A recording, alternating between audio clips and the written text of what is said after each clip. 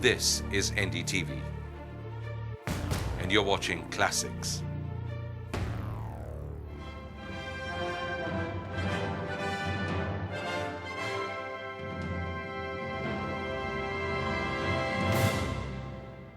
कश्मीर को खून से सजा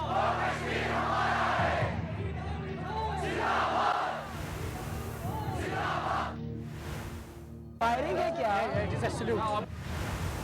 कोई आ गया है था निकाह पोश उसने फायर खोला है। मुंह ढका हुआ था। जी हाँ मुंह ढका हुआ था। बहुत चोट लगी है क्या? मर गए यहाँ।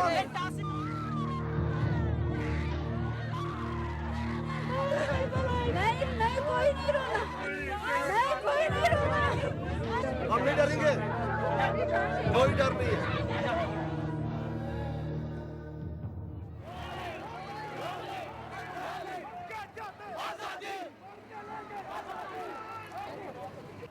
The procession, an annual ritual in Srinagar for the past 12 years, began mid-afternoon from the headquarters of the Awami Action Committee, Mirwais Omar Farouk's political party.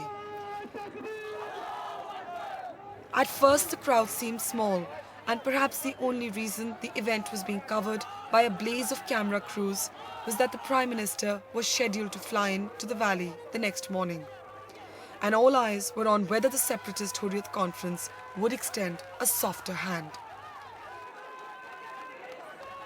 But as the cavalcade of cars and buses began winding its way through the narrow lanes of downtown Srinagar, the numbers began to swell. This was, after all, the home turf for the young religious cleric, the same neighborhood which is home to the Jama Masjid from where the Mirwais leads the Friday prayers every week. Old women and young children had lined either side of the street, and from above, people showered down rose petals and almonds in an emotional display of adulation. Whether the Hurriyat Conference's leaders really have a popular base has always been a moot question. But even critics in New Delhi concede that the 28-year-old Omar Farouk can certainly command a crowd.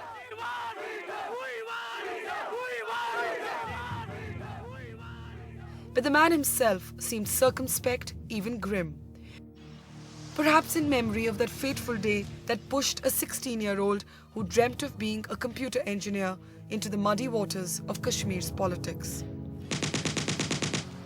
12 years ago, on the 21st of May, Omar's father, Maulvi Muhammad Farouk, was shot down by unknown gunmen. Omar's life was to change forever. It was a turning point for Kashmir's history as well. Security forces opened fire on the Maulvi's funeral procession, killing 65 people on the spot. Over the years, many have believed that Omar's father was murdered by a section of militants. But in an earlier interview to us, the Mirwais bristled at the suggestion that the enemy lay within.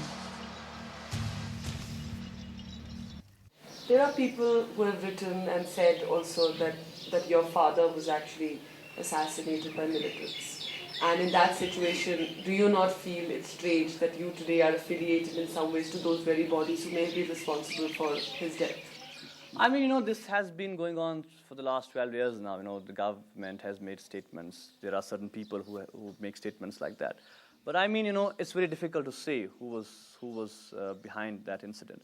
One thing I know for sure is that my father was a very strong supporter of, this idea of self-determination. And in spite of the fact that whatever, the party's agenda was or whatever the party's support base was, my father had a unique position as far as, the politics of Jammu and Kashmir is concerned. So he always stood for the people in Jammu and Kashmir.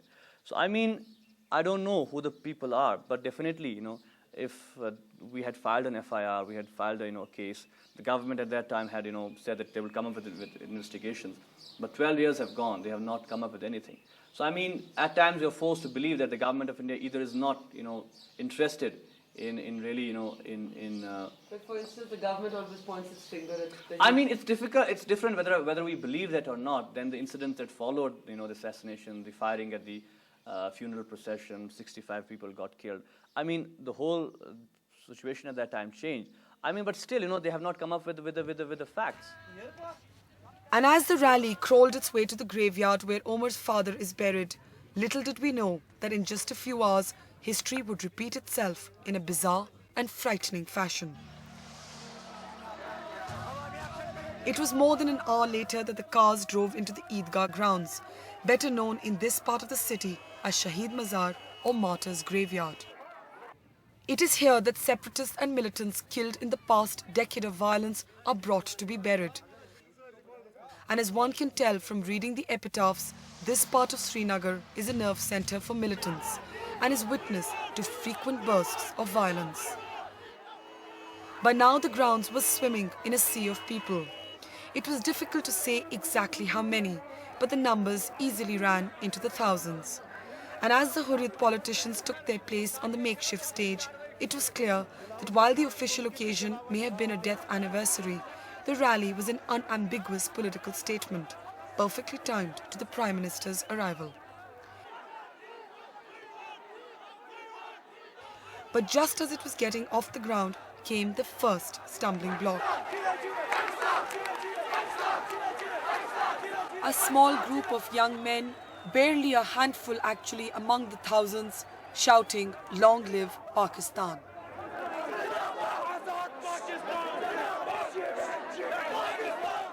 For the next few minutes there was chaos as a fist fight broke out within the crowd. Those raising slogans in favour of Pakistan were being asked by the others to shut up or leave.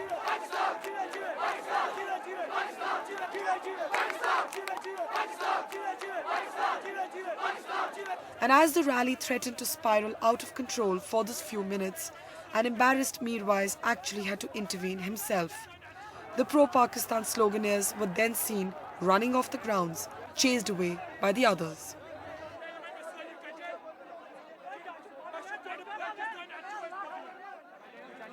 But what came next was even more significant. In a crystal clear political statement which distanced itself from the earlier slogans, the Mirwais then asked the thousands who were waiting to listen to him to raise their own.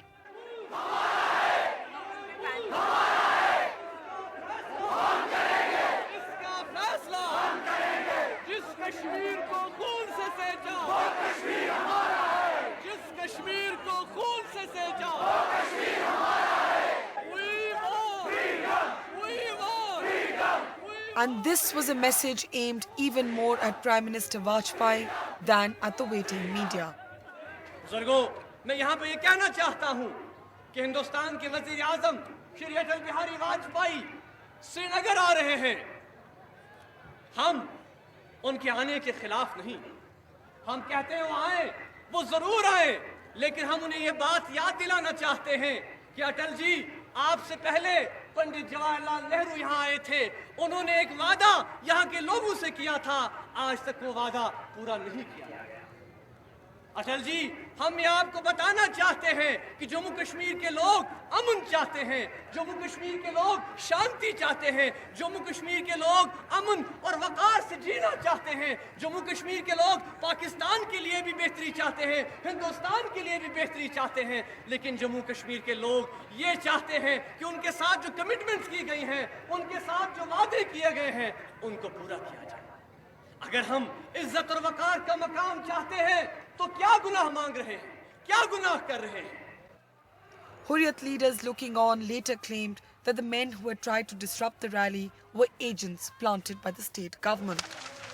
But that the 23-party separatist conglomerate is badly splintered between its hawks and doves is hardly disputed, even by its own leaders.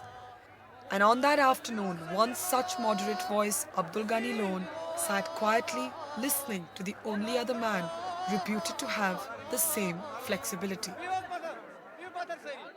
हमें तवक्का है कि हिंदुस्तान पाकिस्तान की leadership ये समझेगी, ये सोचेगी कि आज पूरी दुनिया आगे जा रही है।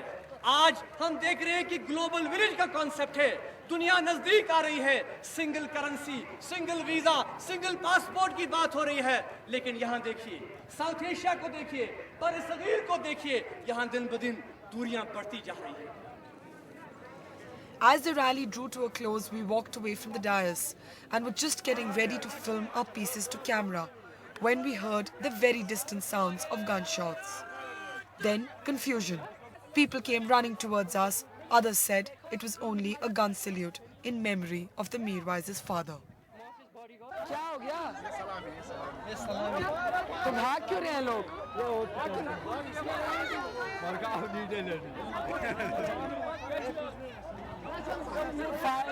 नहीं फायरिंग है क्या? सल्यूट है ना?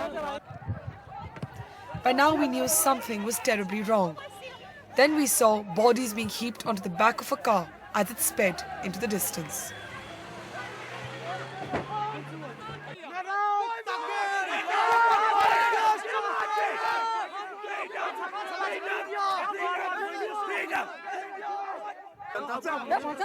Excuse me. What you need from us? Can you tell us what has happened here? Yeah, happened. Yeah.